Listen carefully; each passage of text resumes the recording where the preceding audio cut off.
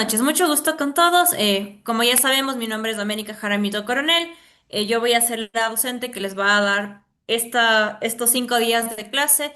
Quiero darles primero la bienvenida a todos. Gracias por inscribirse, por estar aquí presente. Creo que hay que darles unas recomendaciones iniciales antes de empezar con esto, y es que justamente estas clases son grabadas y van a estar disponibles después de 2 o 3 horas de que esto se acabe. Todo el material va a ser proporcionado para que Soluciones Jurídicas lo suba a la respectiva plataforma. Bueno, para mí es un honor estar el día de hoy aquí con ustedes y vamos a empezar el día de hoy con lo que es la negociación y los métodos alternativos de solución de conflictos. Les pido que si es que podemos prender las cámaras, las prendamos para que esto sea más dinámico y no tener que hablar o sentirme que estoy hablando con alumnos fantasmas. Muchas gracias, Araceli. Creo que está de más la presentación y aparte como tenemos tan poco tiempo, que es lo que yo les decía a los chicos, para explicarles todo lo que tenemos que explicarlos, así que voy a correr un poco y omitiré mi presentación, que aparte ya la tuvieron en el tema de entrada. Entonces, yo siempre quiero empezar con esta frase que dice: gústele o no, usted es un negociador. Es una frase que nos trae el método de Harvard sobre la negociación y que es 100% real. Nos guste o no, todos somos negociadores. Es más, desde que nacemos estamos negociando. ¿Con quién negociamos? Negociamos en casa con nuestros papás cuando somos niños porque queremos un permiso, queremos que nos compren algo. Negociamos en casa con nuestros esposos, ¿para qué? Para que lave los platos, para que lleve para que lleve a nuestros hijos a una fiesta. Negociamos con la vecina. ¿Para qué? Para que nos rebaje el valor del amor. Entonces quiero que entremos en esto de que siempre estamos negociando. ¿Cuál es el problema? Que no sabemos negociar bien. Y que muchas veces porque no sabemos negociar es que perdemos. Con nuestro esposo, con la vecina. Bueno, tal vez con la vecina puede ser que sí, porque ella ya está acostumbrada a negociar. ¿Cómo se aprende la negociación? Practicando y con estrategias que vamos a verlas conmigo. Entonces, quiero que sepan que efectivamente la negociación es una realidad de la vida. ¿Por qué? Porque todo el tiempo estamos negociando en todos los ámbitos. ¿Y por qué es tan importante saber cómo negociar? Porque al menos nosotros como abogados tenemos que saber negociar. Parte de tener un buen acuerdo, de poder tener una solución efectiva con nuestros clientes, es tener una buena negociación. Por eso es que la negociación termina siendo una comunicación de doble vía. ¿Para qué? Para que las personas lleguen a un acuerdo. Aquí la diapositiva dice algo que es importante. Los métodos alternativos de solución de conflictos son más antiguos que el concepto de Estado que tenemos ahora. ¿Por qué? Porque querramos o no, las personas somos bien conflictivas. Por ejemplo, cuando no nos dan la razón, peleamos, discutimos. Al menos a mí me pasa un montón, al menos en casa, cuando me dicen: estás equivocada. ¿Cómo que estoy equivocada? Y efectivamente es porque en una negociación tenemos emociones y hay que saber cómo manejar las emociones. No estamos hablando de una manipulación, por si acaso, porque a veces me dicen como que no, eso es manipulación. Estamos hablando de técnicas efectivas de conversación. ¿Ya? Entonces, de hecho, Grecia fue el lugar donde empieza todo este tema de los métodos alternativos, porque aquí la gente acudía a la gente sabia, más o menos que podemos asimilarlo ahora a las comunidades indígenas, donde tenemos una persona sabia que es escogida y aparte que es respetada por toda la comunidad, y es ella la que va a solucionar el conflicto. Por ejemplo, cuando hay un tema de que una vaquita se escapó. Ok, ¿de quién es la vaca? Por eso es que ahora este proceso lo podemos asimilar a la realidad. ¿Cómo? Porque efectivamente lo podemos asimilar, ya que tenemos, por ejemplo, los jueces de paz, que los jueces de paz no son más que personas que resuelven en virtud de la equidad, en su leal saber y entender. Si bien no pueden irse en contra de la norma, pero efectivamente este proceso es un tema de que va a resolver la mejor en base a la situación que tenemos, que puede resolver un juez de paz justamente conflictos vecinales. ¿Ya?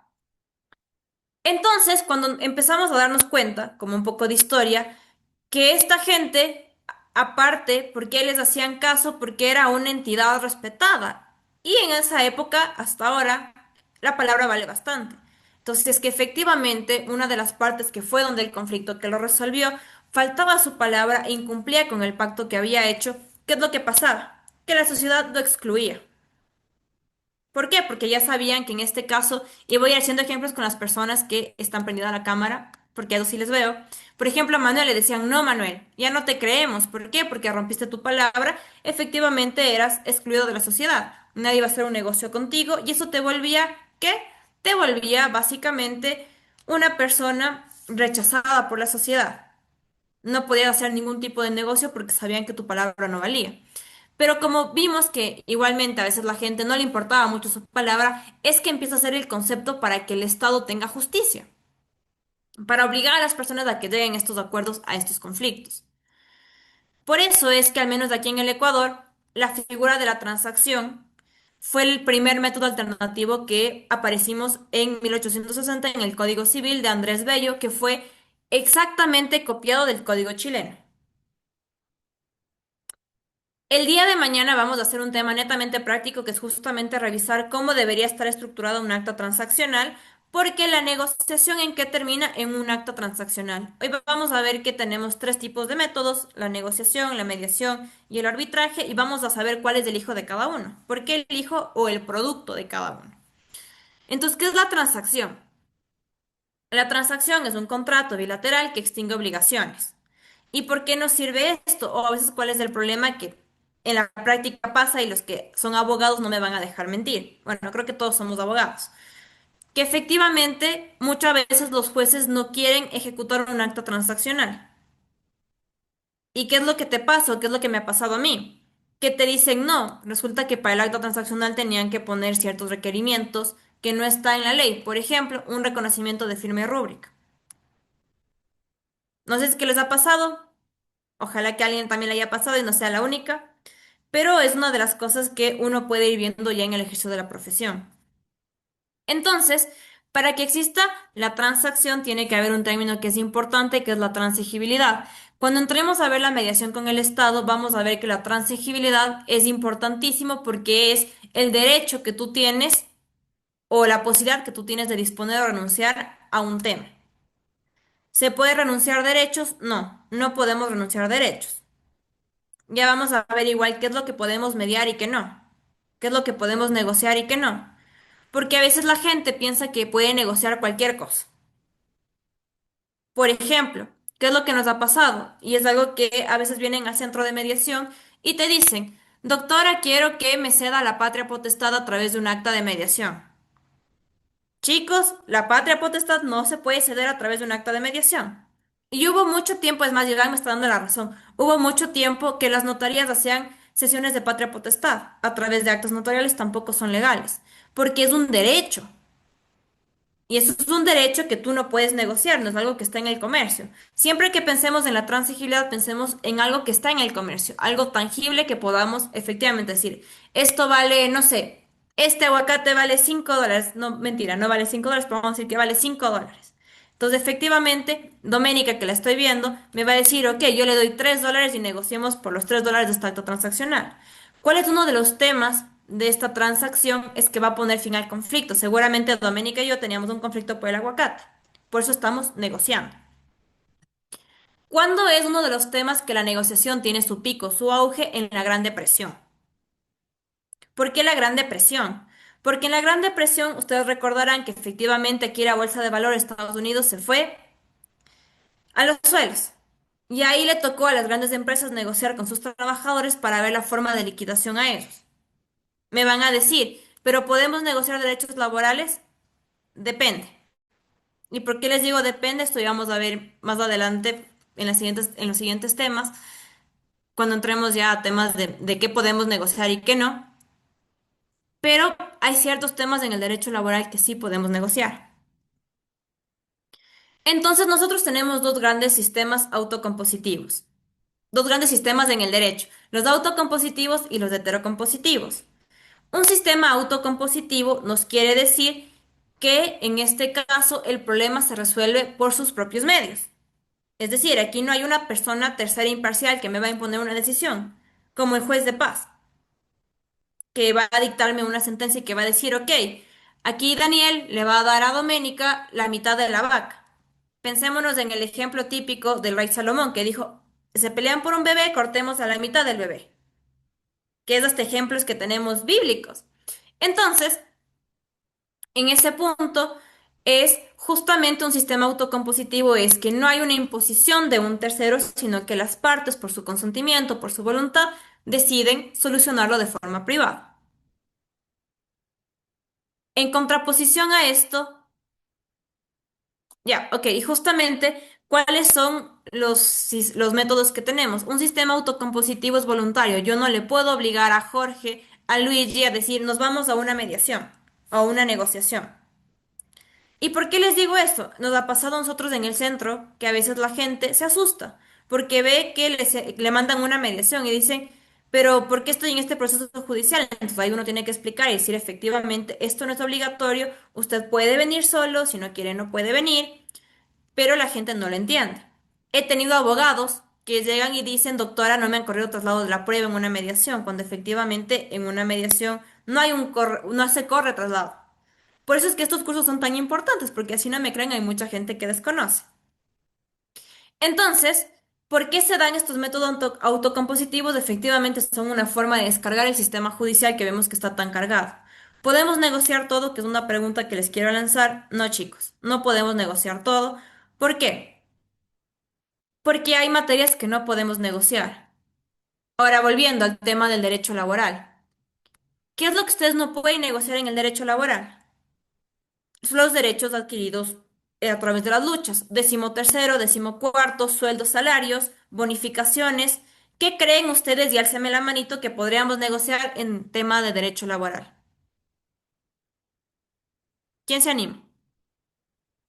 ¿O no podemos negociar nada y yo estoy loca? Araceli, por favor. Doctora Doménica, buenas noches con todos. Yo creo que en el tema laboral podemos negociar lo que es todos los, digamos, los rubros que nos van a afectar directamente en un tema de liquidación. Entre ellos podríamos negociar lo que son horas extras de pronto, o de pronto una compensación en temas de vacaciones. Perfecto. Ahí ya te voy a responder esa, Araceli, pero muchas gracias por tu aporte. Janela, Uno de los temas en los cuales también veo que existe bastante negociación en lo que es en el tema laboral es lo que es la liquidación en muchas ocasiones. Ya hay ocasiones en las que para evitarse entrar a un proceso entre empleador y empleado, llegan a un punto término en donde ellos dicen, bueno, yo acuerdo pagarte tanto, y el empleador en muchas ocasiones suele acceder siempre que este valor se ajuste a sus intereses o se acerque un poco al valor que en sí debería de recibir y pactan recibir este valor. En ese caso, muchas ocasiones suelen hacerlo de esa forma. muchas gracias, Janela, y termino con Manuel. En materia laboral, podemos negociar, por ejemplo, un contrato colectivo, el incremento salarial. Podríamos llegar a un punto de equilibrio conveniente para las partes. Podría ser. Perfecto, Manuel. A ver, aquí les voy a responder a los tres chicos y voy a recabar un poco más bien gracias por su participación. No me dejen hablar solita porque qué feo escucharme 2 horas, 5 días de la semana. Así que participemos, pregunten, ¿ya? Araceli, horas extras no podemos negociar ni vacaciones porque son derechos adquiridos. Recordemos que la palabra clave para negociar o no es un derecho adquirido. Yanela nos dijo algo muy importante, una indemnización se negocia. ¿Por qué? ¿Qué es una indemnización? Digamos que yo mañana despido a una persona con discapacidad. Sabemos que efectivamente la ley dice que le corresponde 18 salarios básicos unificados. Estamos totalmente de acuerdo con eso. Pero ya tiene ese derecho, ¿sí o no? No lo tiene. Daniel me dice que sí, pero te voy a decir por qué no lo tiene. Porque eso tiene que ser reconocido por un juez. Se tiene que demostrar que hubo un despido. Entonces, eso no es algo, es un derecho que no está reconocido, es una mera expectativa. Por eso es que eso sí podemos negociar. Vamos ahora con Manuel. Manuel me dijo dos temas muy importantes. Se puede negociar en un contrato colectivo, perfecto, pero podemos negociar siempre y cuando no disminuyamos los derechos ya reconocidos. Si el contrato colectivo me dice que todos los trabajadores se van 15 días a Miami, porque hay contratos colectivos que me dicen eso, ok, yo no puedo quitar los 15 días. Puedo cambiar el destino y decir no Miami, tal vez Perú o temas de Latinoamérica, pero no le puedo quitar esos 15 días. Siempre va a ser algo que les mejore porque hay en un contrato colectivo ya tenemos derechos reconocidos y adquiridos.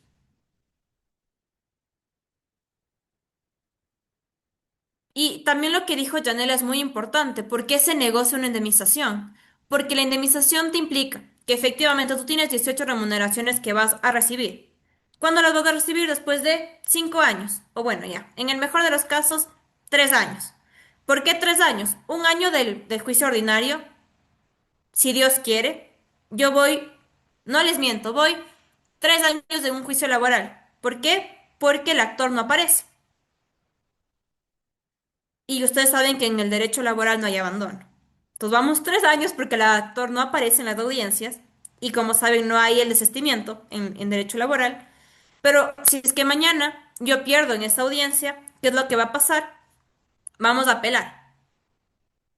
6 meses más por todo el tema de que tiene ahorita la Corte Provincial. Y si es que no apelo, recurso de casación. Solo para que te acepten el recurso de casación son 2 años. Mínimo. Entonces, efectivamente, esa persona tal vez sí cobra los 18 remuneraciones básicas unificadas, pero a los 10 años, bueno, a los 5 años, sí, va a tener intereses, pero tal vez a la persona le servía más en este momento tener los $5.000 de indemnización que tenerlo después de 10 años o de 5 años. Por eso es que una indemnización se negocia. Y ahorita les acabo de dar tips muy importantes de cómo negociar un tema laboral. Justamente, tú negocias diciendo, el sistema judicial se demora tanto tiempo.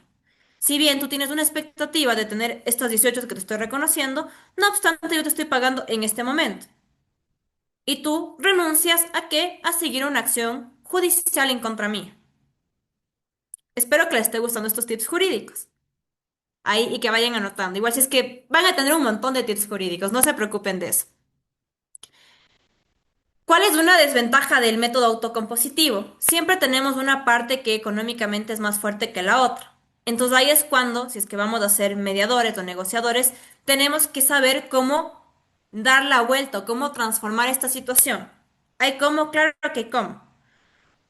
La idea siempre es aplicar un método ganar-ganar, que los voy a enseñar en la siguiente hora de clase. Entonces, ¿cuáles son los 3 sistemas autocompositivos que tenemos? La negociación, slash transacción, que termina en un acta transaccional, la conciliación y la mediación. Ya vamos a ver la diferencia entre conciliación y mediación, porque la mayor parte de personas se equivocan y piensan que es lo mismo. Es más, yo he visto cláusulas de resolución de conflictos donde te ponen se va a hacer una conciliación. Pero jurídicamente tú no puedes hacer una... Bueno, ya les voy a explicar esto en la siguiente diapositiva porque me frustro. Entonces, ¿cómo podemos definir a la negociación como un sistema de resolución de conflictos mediante dos partes con intereses contrapuestos se comunican para llegar a un acuerdo en la cual cada una cede algo? ¿Ya? ¿En una negociación puede tener un perito? Claro que sí, pero el perito va a ser algo voluntario. Es más, ¿qué pasa si es que yo le digo a Araceli negociemos? Y Araceli me dice, no, yo no quiero que venga el perito. Ok, no le puedo obligar a Araceli que acepte un perito. ¿Por qué? Porque es voluntario. Pero si es que Araceli y yo partimos de que queremos solucionar esto de manera extrajudicial, tal vez lo más lógico sería que me acepte. Por eso es que el bebé de la negociación es un acto transaccional. En cambio, ¿por qué les digo que la conciliación es diferente? Porque la conciliación, si bien es otro método, pero esto es intraproceso. ¿Por qué es intraproceso? Porque es durante de un juicio. Por eso es que si es que nosotros tenemos un juicio, tenemos la audiencia de conciliación. Ahí se da la conciliación frente a un juez, donde el juez se vuelve este tercero imparcial que nos va a solucionar el conflicto. Entonces, cuando ustedes ponen en una cláusula arbitral, vamos a ir a una conciliación, jurídicamente están diciendo, me voy a ir frente a un juez. ¿Se dan cuenta? Porque la conciliación es intraproceso. Por eso cuando van conmigo van a aprender a redactar cláusulas arbitrales. Bueno, cláusulas de resolución de conflictos. Y justamente la idea es que no pongan conciliación, pongan nos vamos a ir ante una negociación directa, ante una mediación, que eso es fuera de un proceso judicial. Pero si es que yo pongo conciliación, estoy diciendo, ok, tengo que irme donde un juez para que el juez en la parte de conciliación me resuelva.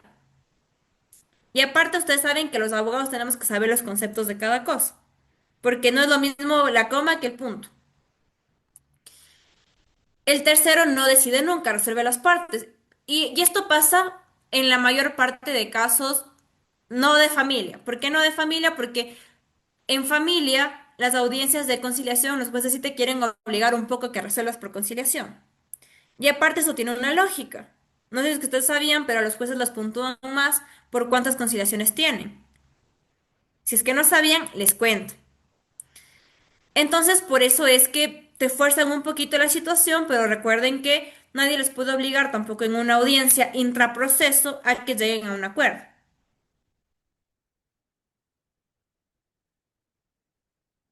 De ahí tenemos los famosos sistemas heterocompositivos. Un sistema heterocompositivo se caracteriza en cambio porque una persona individual o colegial, porque colegiada, porque tenemos tribunales, tres personas. Imparcial va a resolver el conflicto. ¿Qué significa esto? Va a decidir y va a imponer su voluntad. En el autocompositivo nadie impone su voluntad, en el heterocompositivo sí hay una imposición de la voluntad. Espero que no se estén aburriendo, pero esta parte es necesaria. Ya luego vamos a entrar a cosas más divertidas. ¿Cuáles son los dos métodos heterocompositivos que tenemos? El arbitraje y la jurisdicción. El arbitraje, como ustedes saben, es justamente este método donde tenemos un tercero imparcial conocido como árbitro o tribunal arbitral que va a poner una solución privada del conflicto. Los árbitros pueden resolver en dos formas, en derecho o en equidad, que esto de aquí vamos a adentrarnos de manera profunda cuando entremos al arbitraje, pero para que tengamos esto. El árbitro se asimila a un juez, es decir, si bien no es un juez, no tiene jurisdicción, pero él va a imponer su voluntad y si el árbitro dice que Pepe gana, Pepe gana. Tanto así que darnos de baja un laudo arbitral es bastante complicado. Solo tenemos 6 causales de nulidad para ir en contra de un laudo que los vamos a revisar más adelante. Y de hecho es muy complicado que lleguemos a completar o que lleguemos a un acuerdo respecto de esto. La mayor parte de laudos no llegan a una nulidad. Históricamente, hasta la fecha de un recuento que se hizo, solamente hay 80 laudos arbitrales que han sido declarados nulos. 80 a nivel nacional.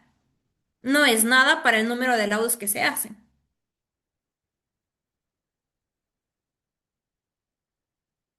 Creo que tengo una pregunta, déjenme ver. Ok, aquí esta pregunta me gustó bastante. Nos preguntan si es que el árbitro es un juez privado. Efectivamente, no es correcto decirlo así, pero es así. ¿Por qué es un juez privado? Porque él ostenta la jurisdicción. En este caso, por las propias teorías que tenemos, la ley, la constitución le da al árbitro, en primera parte, el poder de él ejercer la jurisdicción. Y como segundo punto, ¿quién le da la facultad al árbitro? Las partes, cuando hacen una cláusula arbitral. Jorge y Iván van a decidir darle, en este caso, a los árbitros de la Cámara de Comercio de Quito la potestad o la facultad ¿para qué? Para, en este caso, poder decidir respecto de un conflicto. No es que el árbitro es como el juez, que siempre tiene jurisdicción, no. Los árbitros son estos jueces privados que se activa esta jurisdicción en puntos muy puntuales. Bueno, esto fue en casos muy puntuales, para no hacer una cacofonía. Por ¿Cuáles ejemplo, son los cuando, jueces privados? perdón, ¿Cuáles son los jueces privados? no hay jueces privados, pero estamos haciendo un símil, Yesenia, de que un árbitro es un juez privado. ¿Por qué? Porque un árbitro no es que ganó un concurso público como los jueces para ser jueces. Un árbitro es una persona que ha sido acreditada por un centro de arbitraje y mediación que ha cumplido con los requisitos y que forma parte, en este caso, del staff de árbitros de un centro. Por eso es que lo asimilamos como un juez privado. ¿Se entendió la idea? Sí. Ok,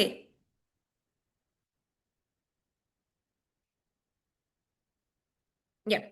Es que estoy viendo los mensajitos. También leo los mensajes por si acaso. En cambio, la jurisdicción, ¿qué es? Que esta es una pregunta que siempre les hago a mis alumnos.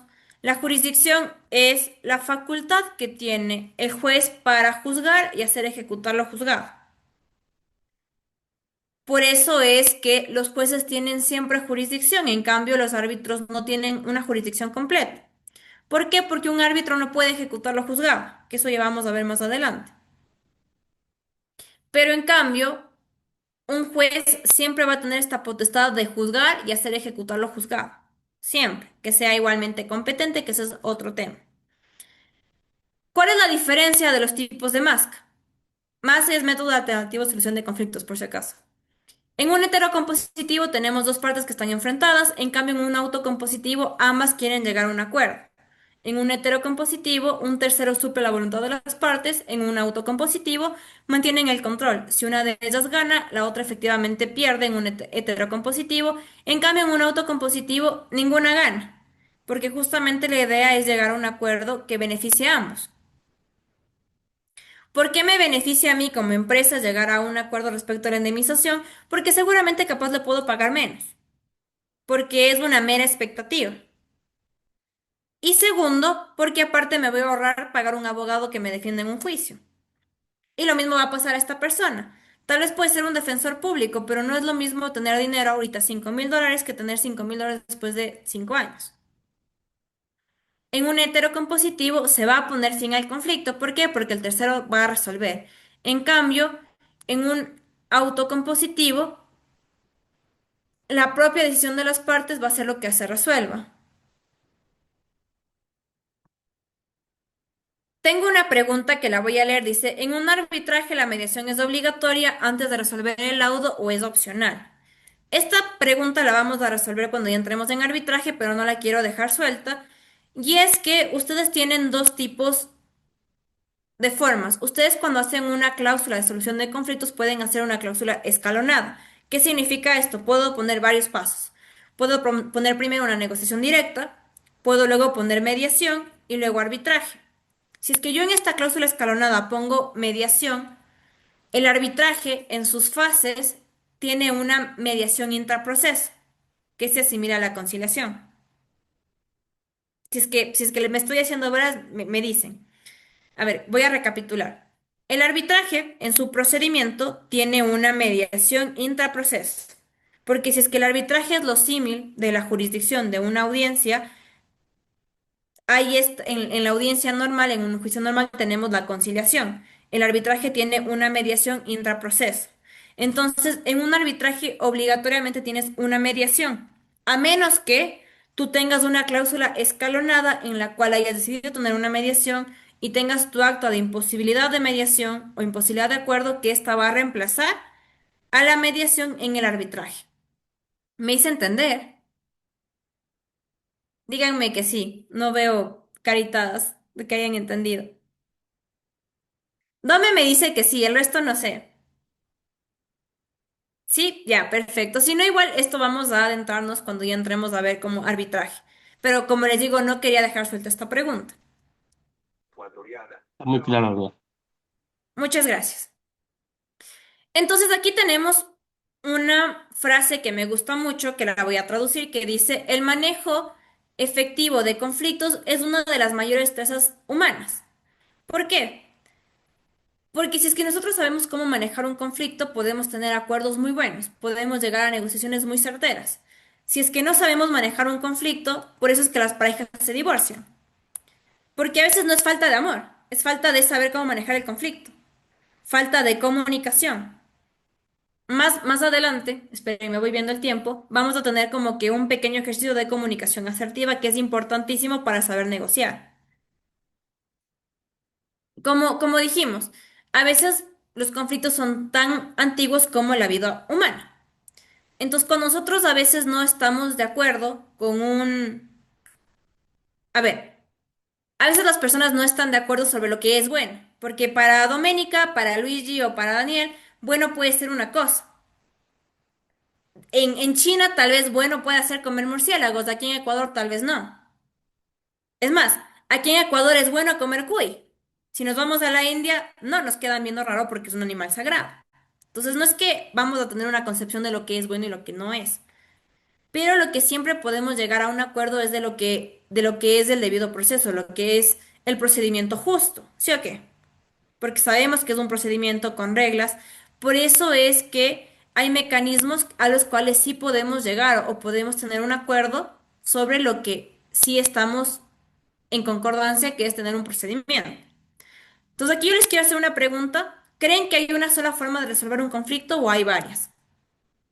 Perfecto. Dome y Luigi me dicen que no y estamos en toda la razón. Hay varias formas de resolver un conflicto. Hoy vamos a ver en esta primera hora de clase 4 formas de resolver un conflicto, de la cual vamos a escoger una. Y ustedes van a utilizar cualquiera de estas 4 estrategias dependiendo de el motivo y la situación en la que se encuentren. Perfecto, Araceli nos dice, hay varias, pero lo importante es el diálogo. Claro que sí. Y aquí les quiero hacer una pregunta, si me pueden solo mover la cabecita o no. ¿Creen que ustedes tienen comunicación asertiva? Yo hasta ahora no, y voy estudiando esto ya 5 años. Todavía me cuesta en ciertas situaciones.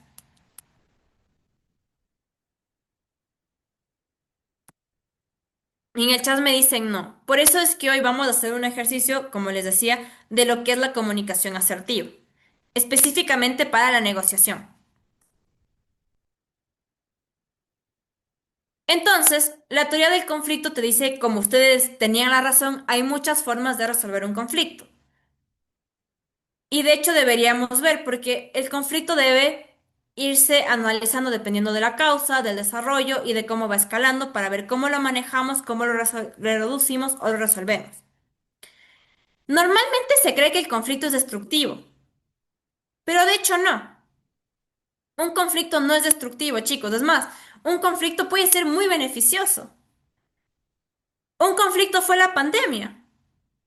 Y a partir de la pandemia, ¿qué tuvimos? Las universidades cambiaron totalmente sus métodos y ahora tenemos educación en línea, que es muy beneficioso. Yo puedo estar estudiando en Ecuador y resulta que estoy haciendo una maestría en Japón. Ahorro gastos, ahorro un montón de cosas, pero se generó un conflicto. ¿Se generó un conflicto de que la gente no saliera? Claro que sí, pero aprendimos a cuidarnos. Por eso es que un conflicto no es malo. ¿Qué es malo? Cuando no sabemos manejar el conflicto y dejamos que escale y dejamos que se peleen.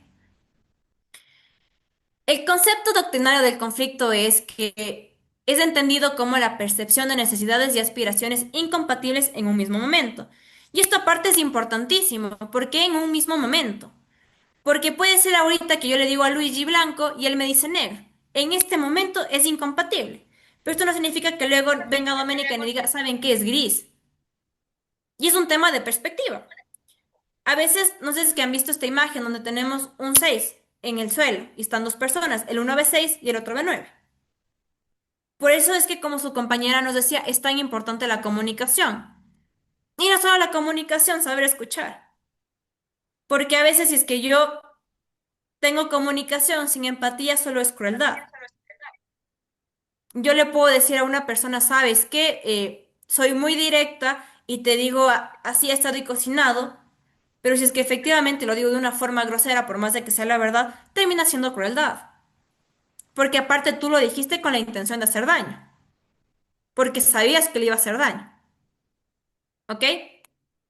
Entonces, de hecho, el conflicto es un fenómeno sociopsicológico y está presente en todo momento de nuestra vida. Es más, a veces en el trabajo tenemos conflictos. Los abogados tenemos conflictos todos los días. Los abogados vivimos del conflicto. Es más, nos pagan por resolver conflictos. Luigi me está dando la razón. Por eso es que tenemos que saber cómo manejar conflictos. De hecho, a mí me pasa en casa que me dicen, es que eres abogada, por eso pasas peleando. No, no es que soy abogada, sino que efectivamente uno tiene que saber manejar el conflicto. Es más, alguna vez algún exnovio me dijo, no, no, es que tú siempre quieres tener razón porque eres abogada. No es eso. Es que lo vemos diferente, tal vez las cosas. Entonces aquí tenemos un ejemplo de un conflicto. Tenemos un concierto, tenemos una pareja. Les voy a dar un contexto para que vean un poco de cómo las emociones van a ir jugando.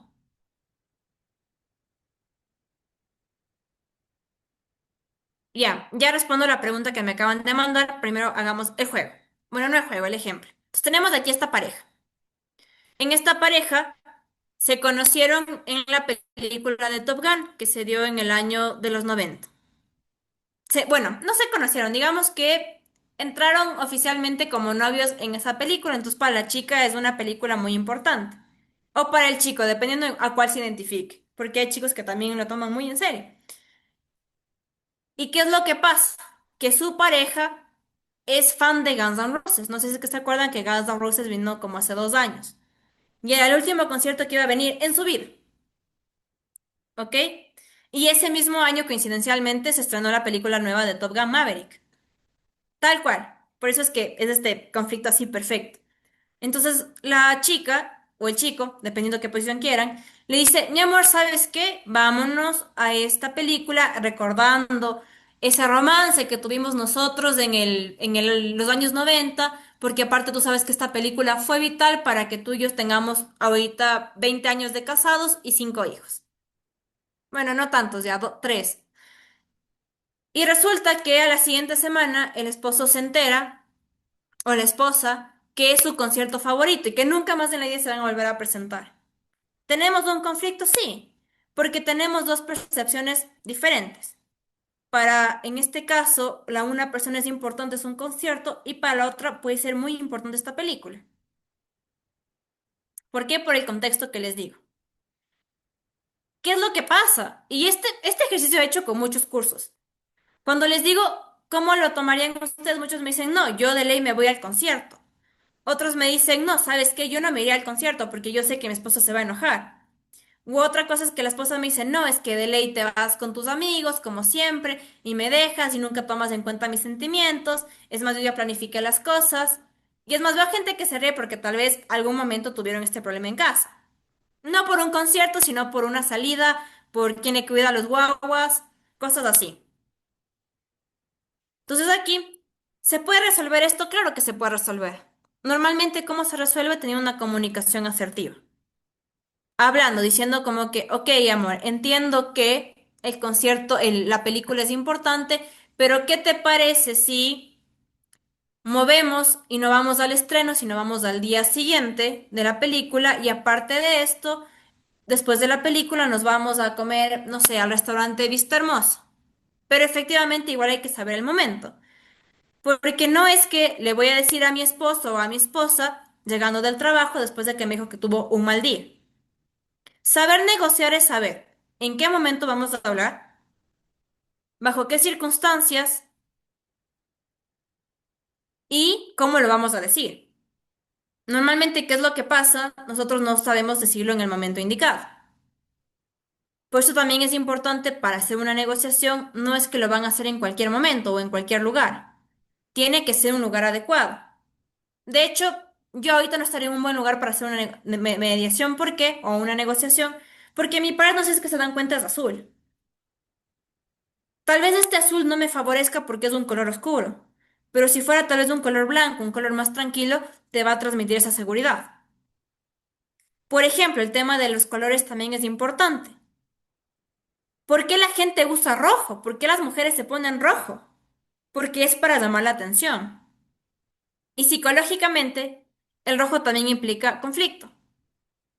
Por eso es que y aquí les quiero poner un ejemplo, cuando ustedes hacen a los que les gustan los toros, ¿por qué creen que al toro le ponen rojo? Porque psicológicamente le estás adoctrinando de que el rojo es un color malo, es un color conflictivo. Entonces yo a mis alumnos, cuando les digo, cuando van a una audiencia, ok, si quieren vístanse de rojo, porque primero van a llamar la atención y segundo van a saber que la otra parte no quiere ir a pelear. Pero si es que quieren tener una negociación, vístanse de colores claros, azul, blanco, verde, morado suavecito. ¿Por qué? Porque estos colores te dan tranquilidad. En cambio, un rojo es un color llamativo que efectivamente tal vez no vas a conseguir el mismo efecto. Aquí tengo una pregunta que dice, ¿la mediación tiene efecto jurídico ante un juez de materia familiar y puede ser homologado como sentencia? La mediación es una sentencia, no es que lo homologas.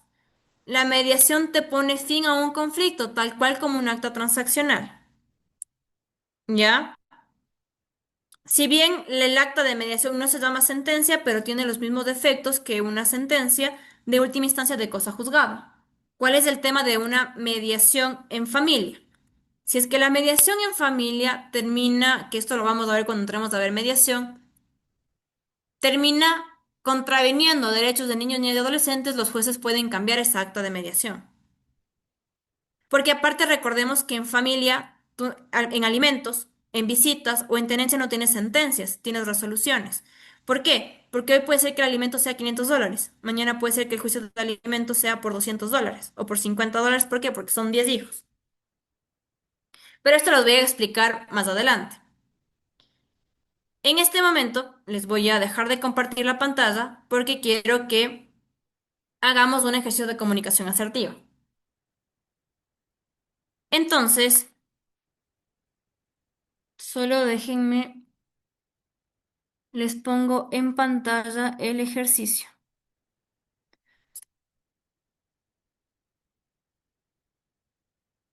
Denme 3 segundos que no lo he tenido abierto.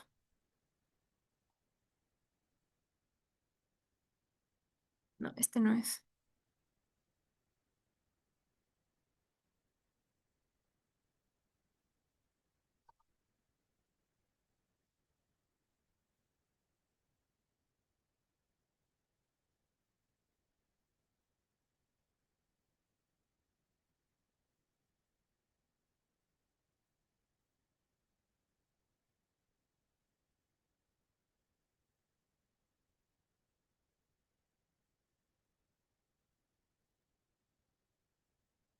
Bueno, hasta aquí vamos entendiendo, les va gustando la clase, ¿sí, no?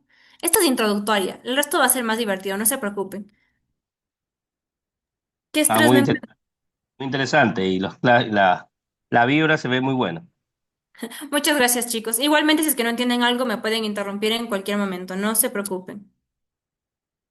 A ver, solo déjenme 3 segundos, no se vayan. Me estoy descargando porque lo tengo.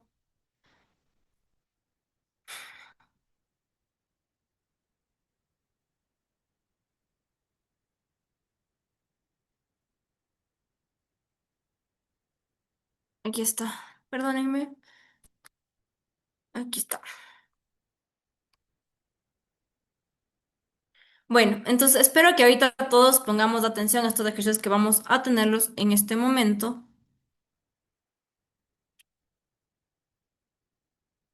que es justamente práctica sobre cómo yo debería hablar asertivamente.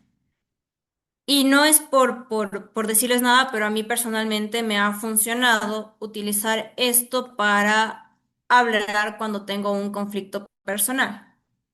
A veces, como les decía, uno no sabe cómo decir las cosas y no es lo mismo que yo te diga, Luigi, tú tienes la culpa, porque seguramente el tema de decirle tú a la otra persona es justamente predisponerle, decirle, ok, me están atacando, indirectamente, por más de que tú no le quieras atacar. Por eso es que normalmente para tener una conversación asertiva, una comunicación asertiva, nosotros empezamos desde el yo, ¿ya? Estos ejercicios que tengo aquí y este PDF ya les voy a pasar para que lo carguen en la plataforma, porque esto de aquí es muy importante. Entonces, vamos a ver una parodia, que es justamente como el conflicto que estábamos viendo ahorita. Vamos a ver cómo cambia una conversación de una comunicación asertiva de una comunicación no asertiva. ¿Quién quisiera ayudarme leyendo dos personas como esta parodia? De preferencia, dos mujeres para que se metan en el papel, porque la parodia es de dos mujeres. Yo, ¿Quién me dijo yo? Yesenia. Perfecto, Yesenia y María Elena, ¿quieres tú ayudarme? Porque vi que hablo. Sí, Doc. Perfecto. Yesenia, por favor, tú lee Terry y María Elena Patricia. Métanse en el papel, por favor, así, enojadas. Ah, ok. Ya. No soporto compartir el cuarto contigo. Eres tan puerca. Cada vez que recojo el sitio de madera que puedo encontrar mis cosas cuando las necesito, a ver, tú lo revuelcas todo de nuevo. ¿De dónde sacas tantas cosas? Aquí ya no queda espacio para mí. Sencillamente no puedo vivir contigo y espero que tengas planes de vivir sola porque nadie en el mundo entero va a estar dispuesto a soportar esto. ¿Quién te crees que eres para andar llamándole puerco a nadie? Eres una engreída. Te crees tan perfecta. Pues déjame decirte que no todo el mundo piensa que eres tan gran cosa. Si supieras las cosas que se dicen de ti, puedes gastarte el tiempo que quieras en los quehaceres de la casa, pero yo no le veo necesidad a ser tan meticuloso con las cosas todo el tiempo. Yo limpio de vez en cuando. Esto no está tan sucio, sencillamente está desordenado. Perfecto, muchas gracias, chicas. Perfecto cómo se metieron en el papel. Me encantó. Gracias, Pe- Pero, quiero que el resto me diga, ¿cuál creen que fue el problema de esta conversación? ¿Quién quiere opinar? El Comentar. problema, el desorden en la casa. Esperen, hacen la mano porque todos me hablaron al mismo tiempo. Janela, tú primero, por favor. El problema en controversia aquí es el desorden en la casa. Perfecto. José, cuéntame. ¿Cómo está, abogada? Buenas noches, compañeros. Yo creo que el problema es cómo se lo dijo, ¿ya? Porque de pronto está desordenado, sí. Y ella y la otra parte también sabe que en algo está desordenado, pero es cómo se lo dijo. Entonces, eso creo que genera el conflicto y el tono de reacción de la otra persona. Me parece. Perfecto, muchas gracias, José. Efectivamente es la forma en cómo lo dijimos. Y aquí tengo dos comentarios que es justamente muy buenos. Jorge nos dice, es una confrontación abierta. Imagínense que el ser es tan puerca. Si bien puerca no es mala palabra, pero efectivamente a cualquiera se va a enojar. Si a mí me dicen puerca, seguramente yo me enojo. Y lo que dice Roberto también es muy importante. Asertividad es una forma eficaz y no conflictiva de expresar el desacuerdo de una situación o concepto. Y aquí vamos a ver justamente cómo funciona la comunicación asertiva. Si es que ven, aquí empezamos atacando a la otra persona. Y es el problema. A veces cuando a uno lo atacan, uno vuelve a reaccionar, porque psicológicamente, cuando a ti te pegan, porque esto es una pelea psicológica, entonces sería como una física, como, cuando a ti te pegan, no es que te vas a quedar de brazos cruzados, también le vas a pegar. Por eso es que hay que saber cómo se dicen las cosas. Entonces aquí quiero que vean cómo cambia el ejercicio, igual si es que María Elena y Yesenia quieren volver a hacerlo en los mismos papeles, veamos cómo cambia efectivamente una conversación cuando tenemos comunicación asertiva. Bueno, Doctora, hay una reacción. Claro, porque hay una reacción justamente porque no supimos comunicar el tema. Empezamos diciendo efectivamente, eres una puerca, eres una desordenada, y la otra, ¿qué respondió? ¿Tú que te Lo crees que tan provoca, perfecta? es lo que provoca el disgusto de la otra persona. Así es, Iván, totalmente de acuerdo. Ahora bien, chicas, ¿quieren volver a ayudarme para hacer cómo debería ser una bueno, comunicación asertiva? ya. ¿Sigo? Sí, por Ok. favor. De verdad que tengo problemas con este cuarto. Me molesta mucho cuando vengo aquí en busca de un poco de paz y encuentro cosas tiradas por todo el sitio. No puedo pensar claro con un desorden a mi alrededor. Además, se pierden mis cosas y no puedo encontrarlas cuando las necesito. Algunas veces están enterradas. Necesito más orden en este sitio.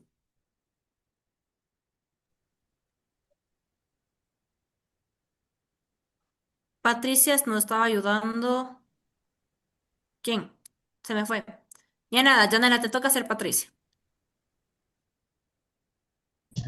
Lo siento, Terry. Trataré de ser más pulcra. tengo la mente en otro sitio y esto francamente a mí no me molesta. ¿Hay alguna manera de que podamos dividir el cuarto de mi manera y que mi desorden no te afecte a ti? A lo mejor podemos despejar un área nada más para ti. Muchas gracias. Entonces, ven cómo cambia la dinámica de la conversación. ¿Por qué? Porque aquí empezamos de una comunicación asertiva. No le estoy atacando, estoy diciendo como que sabes que Patricia eres una puerca. Estoy diciendo, oye, yo tengo problemas con este cuarto y empiezo desde el yo. Me molesta cuando vengo aquí en busca de paz. Te estoy diciendo qué es lo que pasa conmigo. ¿Para qué? Para intentar entenderlo. A ver, otra cosa. No hay que tener comunicación asertiva cuando efectivamente la persona está enojada. Porque ahí, por más de que uno sea lo más asertivo, no va a llegar al punto. Por eso es que les digo, cuando tenemos un conflicto hay que ver el momento. Si es que efectivamente veo que la persona está histérica, está enojada, tal vez ahí no es el momento, tal vez después cuando baje un poco el ánimo. Y vamos a Ok, hacer el ejercicio que está por acá, que esto es básicamente cómo funciona la comunicación asertiva. Ay, espérenme, ahí. ¿Cómo uno debería hacer una comunicación asertiva? Empezar. Me siento triste, enojado, molesto, preocupado, ansioso, lo que se les ocurra, cuando tú no limpias la casa porque tengo problemas con el desorden. En mi casa mis papás me hablaban porque dejaba las cosas tiradas por la casa, entonces soy muy ordenada o tengo un trastorno obsesivo compulsivo y efectivamente si es que dejas desordenado me va a dar una afectación. Por eso me gustaría que tú seas un poco más considerada o me gustaría que tú puedas recoger tus cosas cuando llegues. Si ven que cambia la dinámica. Entonces, claro, gracias chicos. Espero que esto les sirva. Como les digo, a mí me sirve mucho. Por eso es que esto de aquí va a estar cargado. Eso le iba a preguntar, doctora. Ese material que usted está presentando, la verdad que es bastante interesante, va a estar cargada en la plataforma también. Sí, como les digo, todas las diapositivas y todo lo que vean conmigo lo voy a mandar, en este caso, a soluciones jurídicas. A menos que yo les diga, chicos, no les puedo mandar porque es confidencial. Porque puede haber cosas que sean así y que va a ser un secreto entre ustedes y yo. Pero normalmente todo el material que yo les entrego en esta clase va a ser publicado. Perfecto. Entonces aquí vamos a hacer algunas prácticas y quiero que vayan escogiendo una oración la persona que quiera. Alguien escoja la uno porque quiero que hagamos el ejercicio de utilizando la oración el yo de la primera escena. Escojan la que ustedes quieran, una, dos, tres, cuatro, cinco, seis. ¿Por qué? Porque es la forma en cómo nosotros vamos a ir cambiando. Les voy a dar 2 minutos para que cambiemos la oración utilizando el yo. Díganme que ya escogieron la suya, por favor. Muévanme la cabecita. Yo voy a ir preguntando quién quiere decir la una y me va a decir alguien la una. ¿Ya? Tómenle captura de pantalla a esto y ya voy a bajar. Faltaría la 7 y la 8, que son cosas muy típicas que puede pasar en casa. Entonces, ahorita espero que hayan capturado los ejemplos.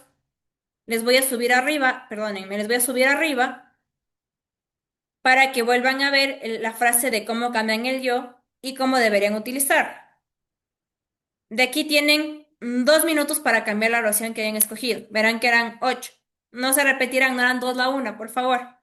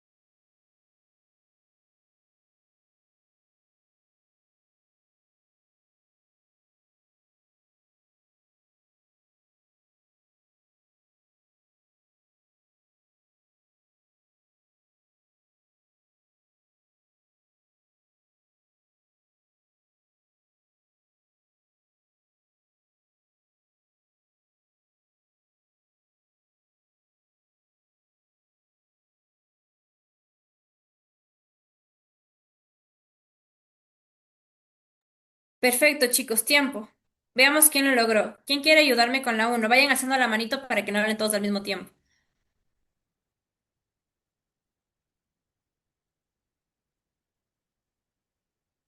Recuerden que abajo en el Zoom tienen la opción para alzar la manito.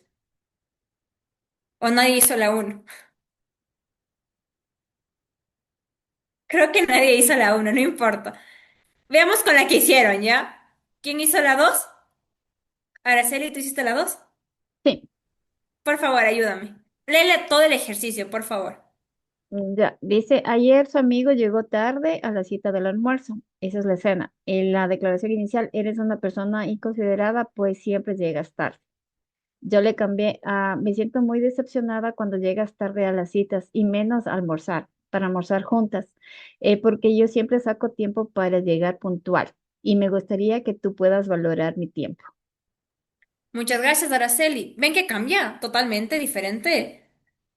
Porque seguramente todos hemos dicho, oye, eres un desconsiderado. ¿Alguna vez? Entonces va cambiando efectivamente porque ahí uno empieza atacándose a uno mismo. O sea, no te atacas, sino dices, oye, esto es lo que estoy pensando, te estoy explicando lo que yo siento porque quiero que cambies y me gusta. Y aparte te propongo algo. Porque la idea no es solo decir como que eres una sucia, como vimos en el ejemplo, sino darte una propuesta de lo que me gustaría que se mejore. Vamos con la siguiente. ¿Alguien hizo la 3? Tu Doménica, amigo, ayúdame con la 3, por favor. Claro. Ah, cuando llegó a su casa anoche, encontró la ropa sucia de su... No, perdón, ¿cuál es? Ah, perdón, ya. Su amigo no prestó atención ayer durante la cena mientras usted hablaba sobre su trabajo nuevo. Usted o tú nunca escuchas nada de lo que nadie dice. Me siento ignorada cuando no escuchas lo que quiero decirte, más aún cuando es una noticia importante y de la cual me siento emocionada por contártelo. Me gustaría que pudieses la siguiente vez escucharme con atención o mencionarme si estás con tu mente en otro lado. Perfecto, ¿te gustó, Dome, el ejercicio? ¿Sientes que cambia o no? Sí, muy bien. Vamos, ¿alguien hizo la 4? Su compañero de trabajo se comió todas las galletas. Terrible, también me ha pasado. Perfecto, Janela, ayúdame tú con la 4. Bueno, como la dejé, me siento muy frustrada cuando te comes todas las galletas que traje a la oficina, porque a mí me encantan y no me molesta compartirlas, pero me gustaría que dejaras una parte para compartir. Perfecto, muchas gracias. ¿Alguien hizo la 5? ¿No? ¿Nadie? ¿La 6? La verdad, yo no le entendí la dinámica. O sea, pero ahorita Pues ya ninguno. entendiste, Luzania, cómo era. La idea es que hagan esto luego solos ustedes, no con todas.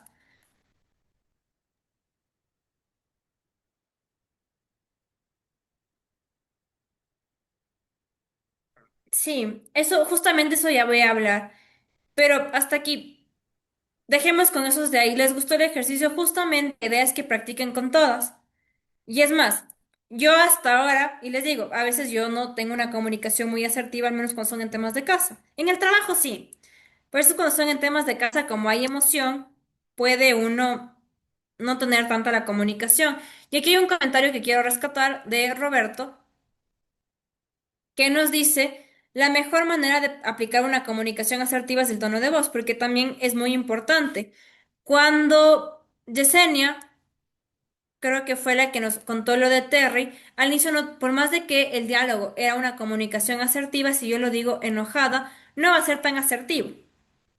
Por eso normalmente cuando uno quiere tener una comunicación acertada, asertiva, lo que les decía es primero calmarnos, ver que la situación sea el momento. ¿Cuál es otro tema que también se ve? El lugar donde vas a hablar. Por ejemplo, tienes que buscar un lugar neutral. Si es que yo estoy peleando algo tan chiquito con mi novio, ¿creen que voy a tener una comunicación asertiva en su carro? No, porque aparte es su carro, es su lugar de poder, es donde él se siente seguro. Más bien sería una comunicación asertiva en un restaurante, en un lugar público donde podamos hablar, ¿ya? O tal vez no, en un parque, donde me puedo poner a llorar, por ejemplo.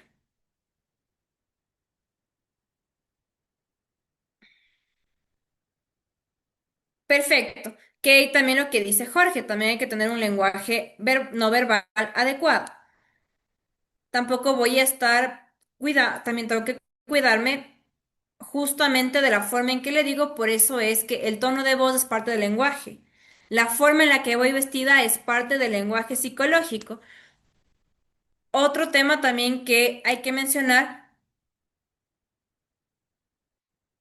es justamente la forma en que, como les dije, que uno va vestido. Si es que efectivamente yo estoy peleando o voy a pelear algo tan sencillo como en pareja, y yo sé que a mi novio no le gusta que use ese pantalón o ese vestido, no voy a ir con el pantalón o el vestido.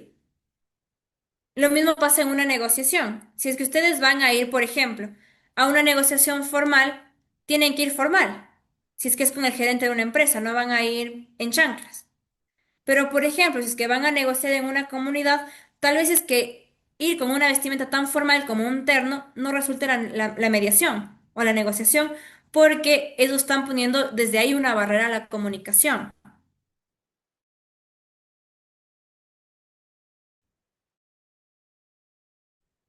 Tienen que, para saber negociar, cuando entremos en alguno de los temas. Entonces, ¿sí me están escuchando? Sí se Sí, escucha, profe. doctor. Perfecto, es que les dejé de ver y me asusté un momento. Ay, ya, ya. No, siga nomás. Ya, muchas gracias, chicos. Si es que algún momento no me escuchan, me avisan, por favor. Fuerte y claro, Roberto doctorita, sí le nos dio, escucho. y muchas gracias, Roberto. ¿Alguien dijo algo? Que sí le escuchamos fuerte y claro, doctorita, siga nomás. Perfecto. Gracias, chicos. Entonces aquí voy a hacer el primer ejercicio que Roberto nos ayudó. Y sería, quería comentarte algo que me molestó un poco anoche. Cuando llegué a casa vi que tu ropa estaba sucia, que tu ropa sucia estaba en la sala y eso me incomodó.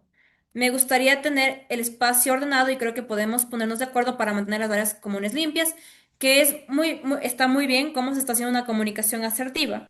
Como les digo, parte de la comunicación asertiva es la forma en que lo voy a decir, el lugar en el que lo voy a decir y el ambiente que voy a preparar.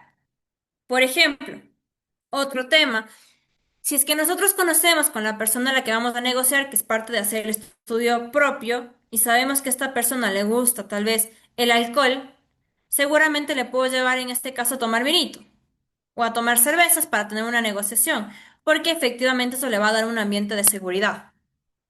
¿Ya? Este sería, en este caso, el primer ejercicio. De ahí, el de posición, asunto, sentimiento, interés, lo vamos a ver cuando entremos en la siguiente parte de la clase. Vamos a tomarnos un break de 5 minutos para ir a coger agua. Aprovechen para coger agüita y volvemos 8:10.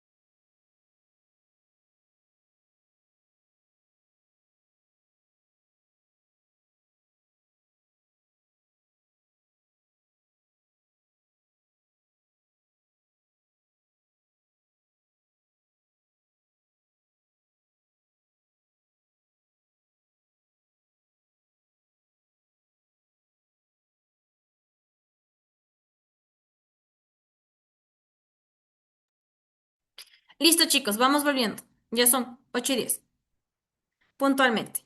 Gracias por este break de 5 minutos. Entonces, sigamos con el conflicto que teníamos y de hecho quiero que lo tengan en la mente porque a partir de esto vamos a ver 4 escenarios. A ver, espérenme, no puedo cambiar. Perdónenme.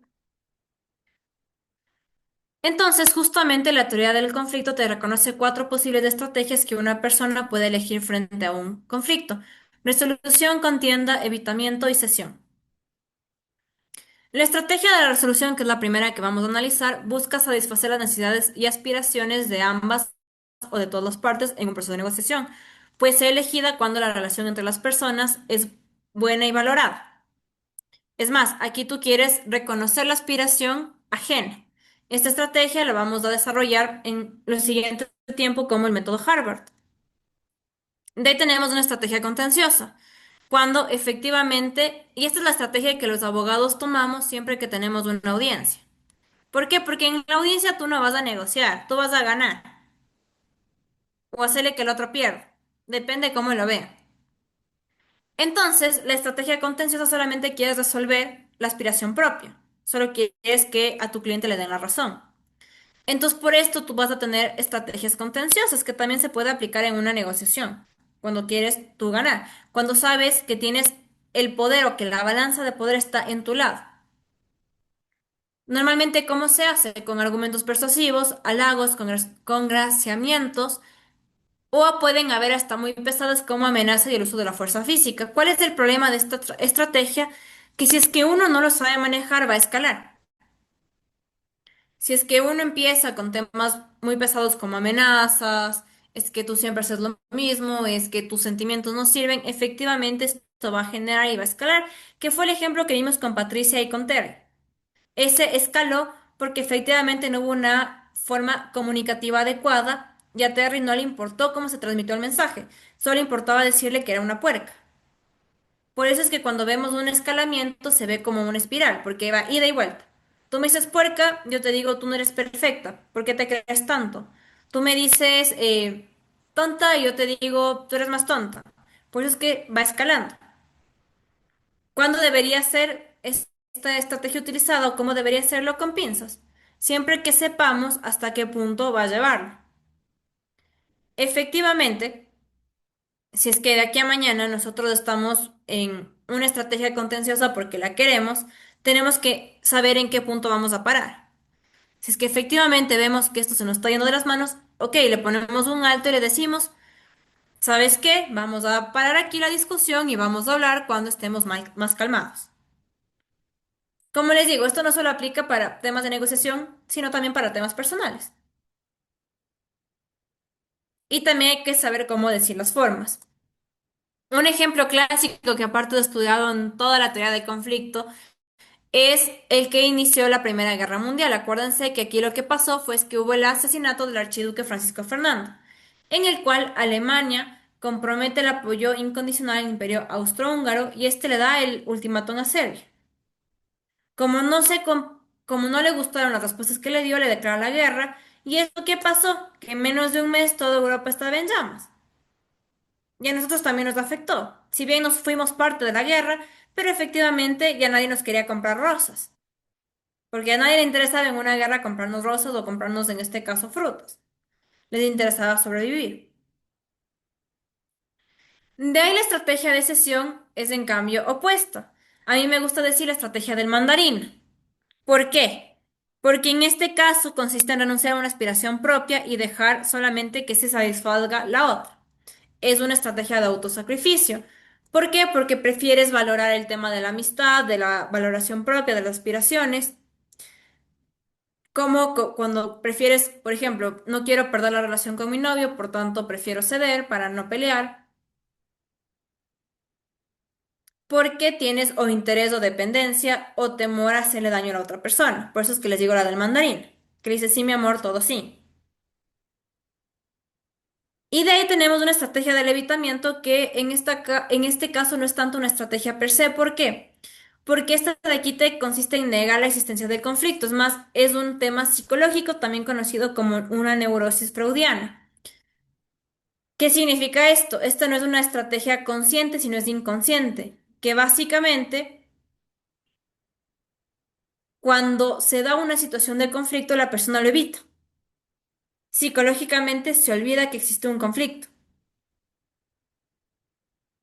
Y por ejemplo, en el caso del concierto que hablábamos, en este caso, la persona puede ser que en el momento de que llega el conflicto, para evitar un conflicto, psicológicamente se olvidó que había el concierto de Guns N' Roses, o que había la película, o que había comprado la película. Cosa que después de que pasa el conflicto, en ese momento recién la persona activa y dice, es cierto que había esto. No sé si que a ustedes ha pasado, pero a mí me ha pasado a las cuatro. Y he utilizado las cuatro en diferentes momentos de mi vida. Tal vez en la adolescencia, infancia, pero todos hemos utilizado alguna vez las cuatro. Entonces, ¿cuál es la única estrategia con la que nos deberíamos quedar y que les voy a enseñar ya es la siguiente parte, que es justamente la de resolución? Hasta aquí, chicos. ¿Alguna pregunta? Perfecto, parece que no. Espérenme, déjenme cerrar esta presentación para irnos a la siguiente parte,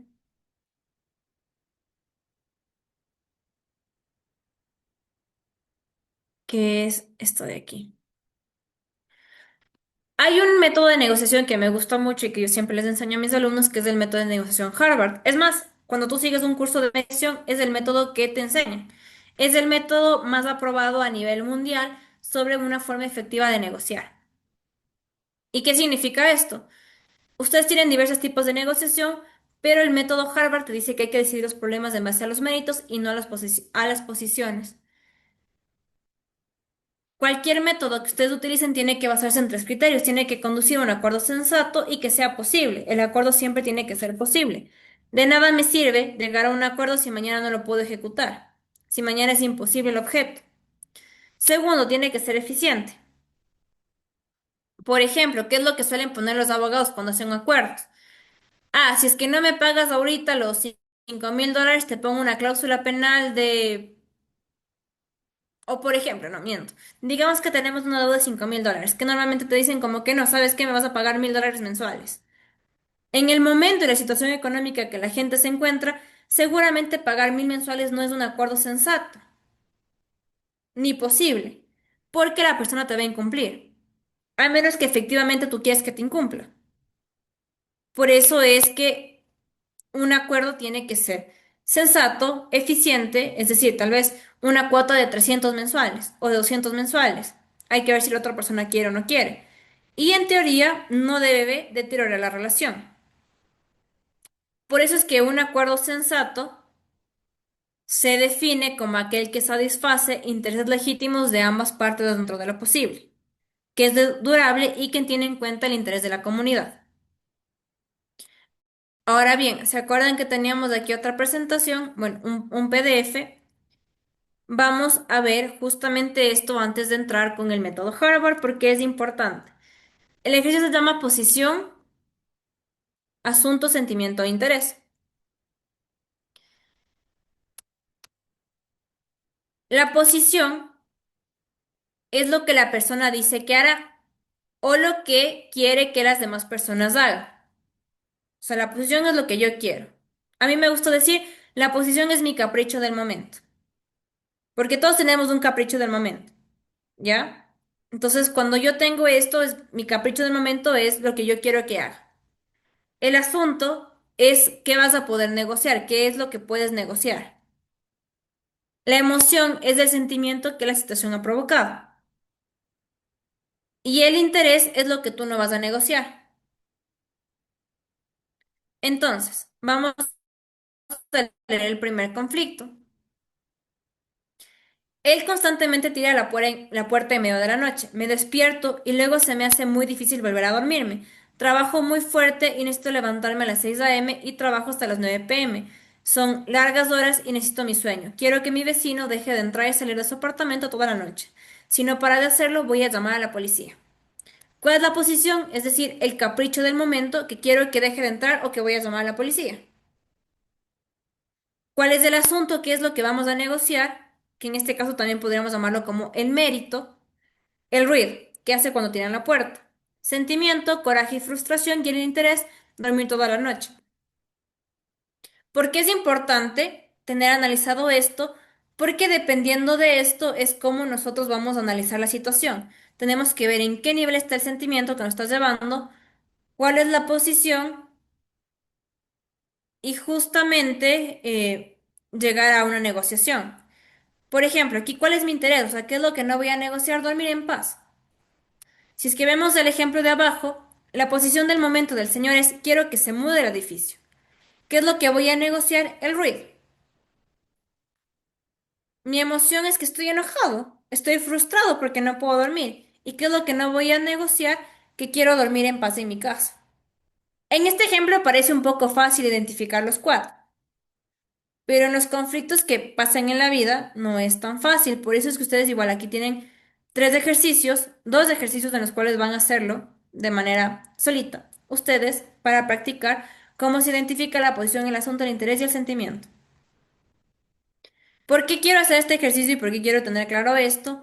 Porque ahorita vamos a entrar al método Harvard, que como bien nos dice Roberto, el método Harvard es un método ganar-ganar. Es salir de la posición, es salir del capricho del momento para ver un interés mutuo. Y vamos a ver varias formas en que podemos lograrlo porque eso es lo más difícil. Es lo más difícil dejar de pensar en lo que uno quiere y pensar en qué va a ser lo mejor. Por eso es que una discusión sobre la posición, sobre mi capricho, es ineficiente. Porque efectivamente, si es que yo me voy a enojar y te voy a decir, no, es que voy a llamar a la policía, la otra persona es que se va a enojar también. Llama, pues llama a la policía, yo le diría. No pueden entrar aquí la policía sin orden judicial, si es que me pongo a pelear. Discusión sobre posiciones pone en peligro una relación. ¿Por qué? Porque efectivamente, si es que yo me pongo, a ver, mi capricho del momento va a volverse en un enfrentamiento de voluntades, lo que estábamos hablando hace un momento. Y en este caso tampoco ser amable no es la solución. Es decir, ceder 100% no es la solución, porque si es que efectivamente yo cedo, digo como que, ok, vecino, ya no voy a golpear nunca más la puerta, pero resulta que yo a la mañana siguiente sigo golpeando la puerta, no voy a llegar a ningún acuerdo, ¿ya? Tampoco me sirve ser mandarín en esta negociación porque efectivamente tampoco me va a llevar algo porque quizás yo soy un policía o soy un bombero que tengo que salir, o médico, que tengo que salir en la noche, ¿por qué? Porque tengo guardias, porque tengo cualquier cosa que efectivamente me toca salir. ¿O cuál es el típico problema que pasa en los edificios? El vecino que hace fiestas. ¿Hay cómo negociar? Claro que hay cómo negociar, pero siempre viendo un bienestar. Entonces aquí tenemos como que la negociación basada en posiciones. Tú tienes la posición suave, que es la de ceder, o segundo, la dura, que es decir, son adversarios. Es la contenciosa que habíamos visto. No me voy a centrar tanto en leer ambas. Esto ya les toca hacer a ustedes de manera individual por temas de tiempo, porque hay que acabar esta de aquí. Pero existe una alternativa que es justamente la negociación en base a principios o méritos. Pues es que yo les decía, el interés que habíamos visto en el anterior ejemplo es el mérito. Es decir, ¿qué es lo que vamos a negociar? Tenemos cuatro formas. Las personas, que es separar a las personas del problema, el interés, que es concentrarse en el interés y no en la posición, el cuatro, que es el tercero, que es generar una multitud de opciones, y el cuarto, que es ver en los criterios. Entonces ahorita vamos a ir viendo uno por uno. Igual, aquí está también cómo se divide cada uno, porque la idea es que esto lo revisen individualmente. El primer paso es separar a las personas del problema. Por ejemplo, ¿qué es lo que pasa cuando tienes una negociación en temas de familia? No, es que este es un sinvergüenza, este es un irresponsable, me cuernió, véale, ahí está la moza, cualquier cosa que puede pasar. Porque aparte a una negociación o a una mediación en familia, resulta que suelen venir con la pareja, no sé por qué, pero vienen con la nueva pareja. Tal vez para marcar territorio, para decir, mira, mi premio, este es mío, no sé. Pero efectivamente eso te genera un conflicto, porque desde ahí estás como que truncando la negociación. Por eso nosotros tenemos que separar a las personas del problema y decir, ok, un tema es que el señor te haya traicionado, que se hayan separado, pero aquí estamos hablando por un tema en concreto. Por eso es que el negociador, y normalmente toda persona tiene dos intereses, en la sustancia y en la relación. Por eso es que ustedes negocian. y si normalmente en una negociación se tiende a haber involucrados las emociones y los egos. Para separar a la persona del problema, que es un tema netamente psicológico, tienen que utilizar estrategias psicológicas para romper con este esquema. ¿Cuáles son estas? Percepción, emoción y comunicación. La percepción es la primera habilidad. Como decíamos, a veces el negociador tiene que ver cómo se aprecia la situación desde la otra persona. Y aquí hay esta frase que me gusta mucho. No es suficiente estudiarlos como si fueran un escarabajo bajo el microscopio, sino es necesario saber cómo se siente el escarabajo. Es necesario hacer un juego de roles. ¿Cómo me siento yo? O ponerme a pensar, ok, voy a negociar sobre, no sé, una, una indemnización laboral. ¿Qué es lo que yo quisiera si es que yo fuera la otra persona? Porque si es que yo entiendo la percepción, yo entiendo qué es lo que la otra quiere, puedo llegar a hacer un acuerdo eficiente. Y aparte te permite reducir el área del conflicto.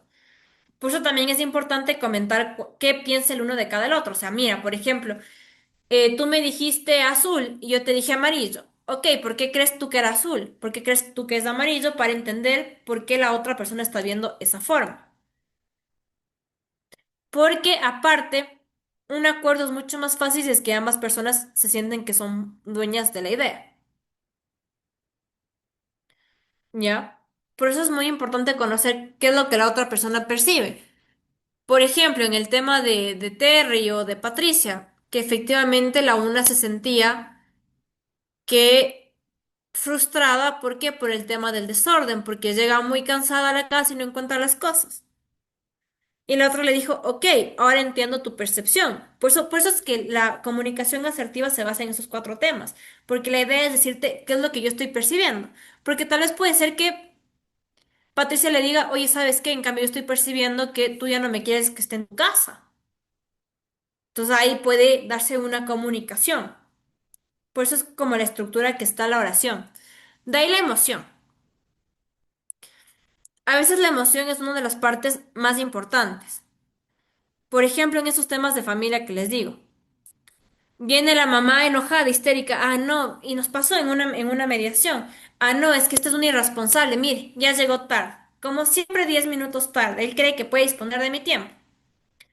Para hacer una táctica emocional, primero tú no tienes que reaccionar ante un estallido emocional.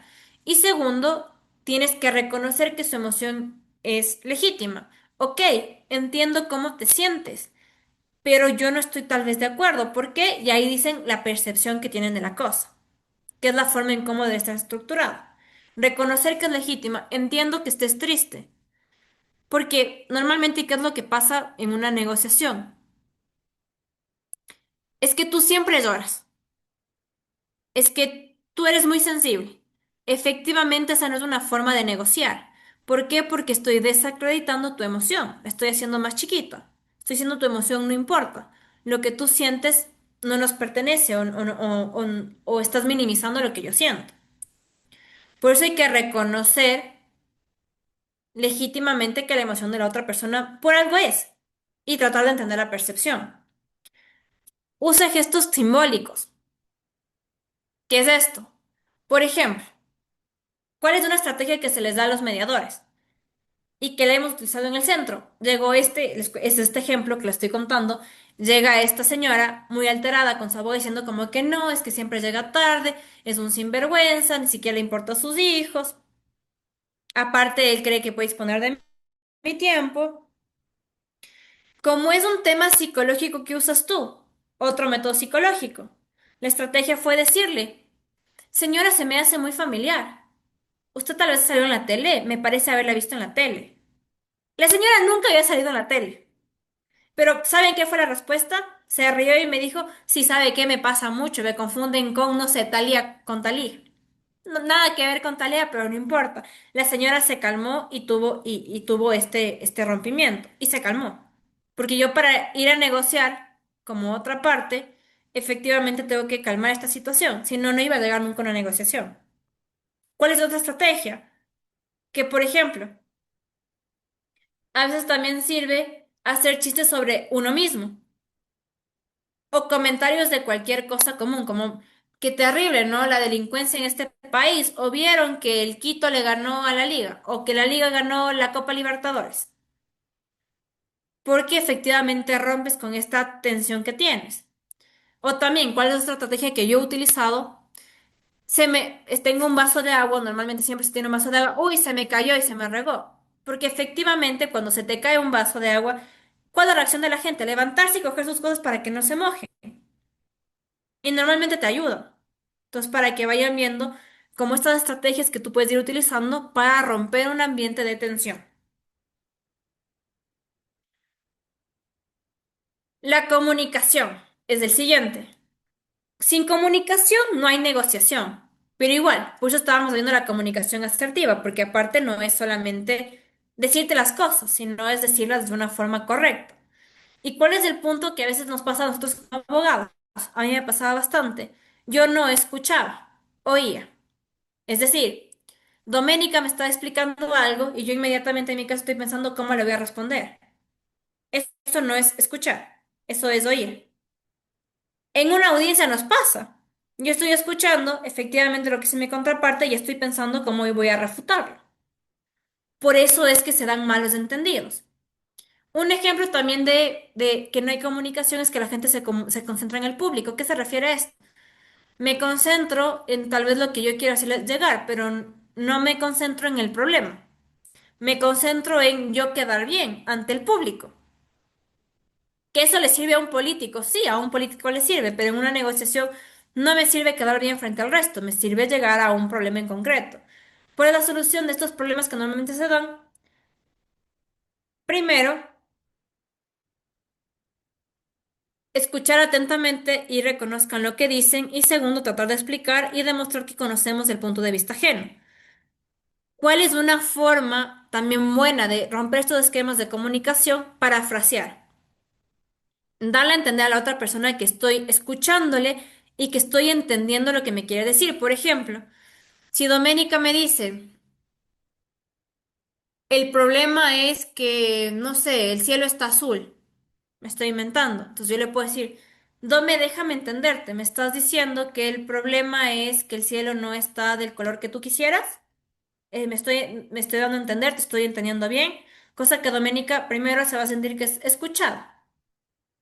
Va a decir como que, al menos está intentando entenderme, no es que estoy loca. Y justamente eso te permite romper esta barrera de la comunicación que a veces se siente.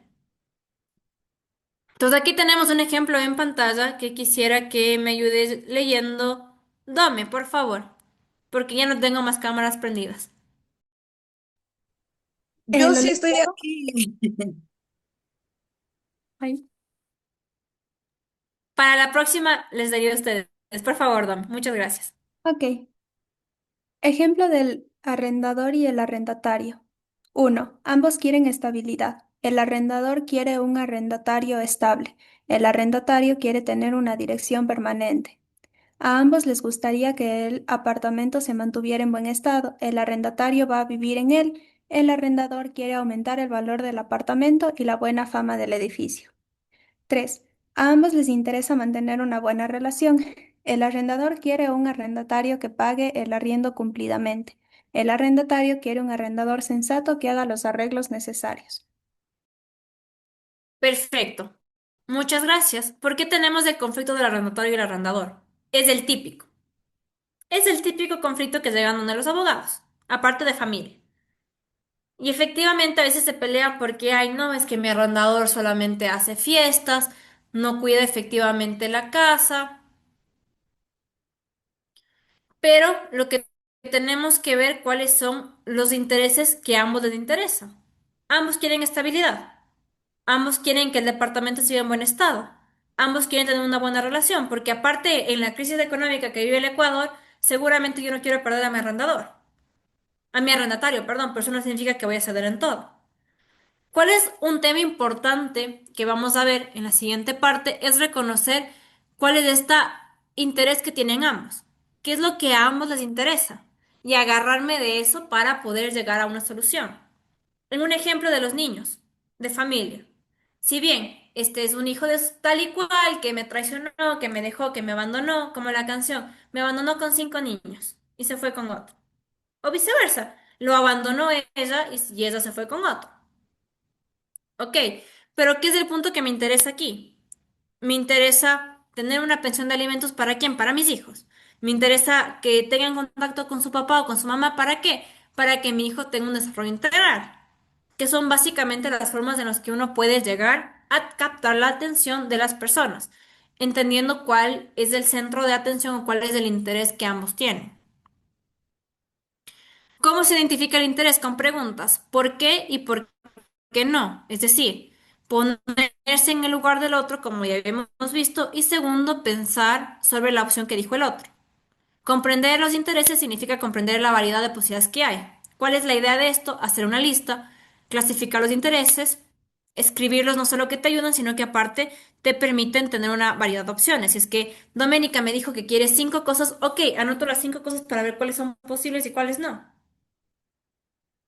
Y a ir ubicando en el orden de importancia, como aquí. ¿Cuál es la importancia? Primero, quieren estabilidad. Ambos quieren estabilidad. Segundo, que esté en buen estado el departamento, sí. Y tercero, mantener una buena relación, pero ¿en cuál me voy a basar yo o cuál es de la que me voy a agarrar de mayor manera? Primero, la estabilidad. Porque efectivamente le voy a decir, ¿dónde vas a conseguir otro departamento tan económico? A este precio. Y aparte, tú ya tienes viviendo aquí 2 años. La idea no es que te vayas a otro lado, lleguemos a un acuerdo.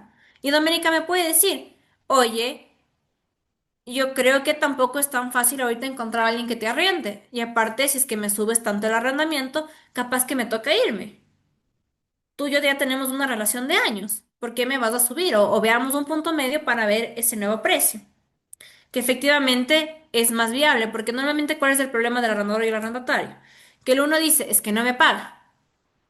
El otro dice, no, es que le estoy cobrando muy poco. Mi vecino está arrendando lo mismo por $200 más. ¿Ya? La discusión sobre el interés es muy efectiva porque el objeto es favorecer el interés de cada persona, pero para eso también uno tiene que hacer llamativo el interés. No solamente es decir yo quiero esto, no es decir el capricho, sino es decir qué es lo que en verdad me interesa. ¿Por qué no sirve un método duro, que ya lo van a leer ustedes solitos? Porque el método duro es lo que yo quiero y escondo cuál es el interés. Yo no te digo cuál es mi posición final, sino la que estoy dispuesto a renunciar, que eso no es parte de la negociación. Aparte, es reconocer que el interés de la otra persona es legítimo. Es legítimo que el arrendador quiera subir el precio. Es legítimo que el arrendatario quiera quedarse ahí. Siempre el problema es miremos hacia adelante y no hacia atrás, porque a veces, como les digo, las personas se enfrascan en el estadio emocional. En lo que pasó hace 5 años, no, es que él me miente, es que él es un mentiroso, es mitómano. Entonces, justamente recordar a las partes que están aquí por el interés. Estamos aquí por nuestros hijos, por Pepe y por María. Estamos aquí porque, no sé, queremos llegar a un acuerdo respecto del pago de alícuotas. De ahí, inventar opciones de beneficio mutuo. A veces las partes se sientan tan sesgadas en su interés que a veces la solución es muy fácil. Por eso es que aquí viene el negociador de estabilidad para inventar intereses mutuos que beneficie a algo. Cuando uno hace un listado de los intereses que quiere A y que quiere B, es más fácil tenerlo en papel y decir, ok, si A quiere una papa y B quiere que la papa sea cocinada, ok, hagamos, no sé. Bueno, creo que es un mal ejemplo. Ya. Si A B quiere rojo y B quiere amarillo, hagamos tomate, por ejemplo. La respuesta tal vez sea el tomate, no los colores. ¿Qué es lo que tenemos que evitar? Primero, hacer juicios prematuros, porque a veces cuando uno da una opción, una solución, dicen como que no, esta porquería de ideas que me dan, que también suele pasar. A veces también uno solo cree que solo yo tengo la razón, entonces hay que evitar este juicio prematuro. Porque a veces yo digo, ¿cómo que no? Resulta que mis opciones son esto, por eso es que te dice el pastel es de un tamaño fijo, o sea, es esto de aquí, cuando el pastel puede ser tranquilamente una casa entera. Y tampoco es dejar esta creencia de que el problema es solo de eso, sino el problema es de ambos. Si es que el problema solo fuera de Pepe o de María, no estaríamos aquí hablando. Lo que yo siempre les digo a las personas, efectivamente, para pelear necesitamos de dos personas. Porque es más, yo me puedo pelear contra la pared, pero si es que la pared no me responde, ya nada, el único que se va a lastimar soy yo.